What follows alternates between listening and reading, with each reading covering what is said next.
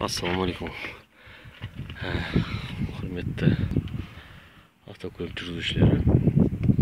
Мен алдындағы түсірілімде айтқан болдым, багажник туралы. Ravon R3-тің өзбек автокөлігінің Қазақстанда құралған автокөлікті туралы әңгіме болады бүгін. Және бұның ішінде багажниктің арт жақ бөлігіндегі провод тоқтардың багажник кейбіреулер айтады ашылмай қалады, арт жақ лампалар жанбайды деп.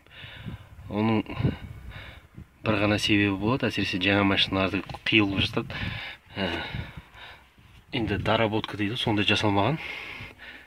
Мына жерде мен былай жасадым. Мына багажникті ашқанда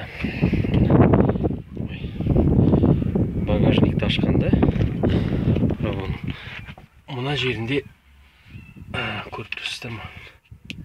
Мына жерінде міне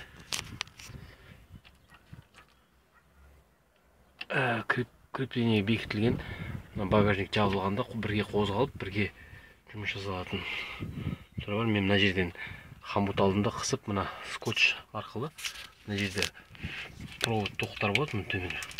Сонымен пластмассын қоса әрі мөлшерде орап жасап шығардым. Енді көрініп тұрма сіздерге? Мінекей.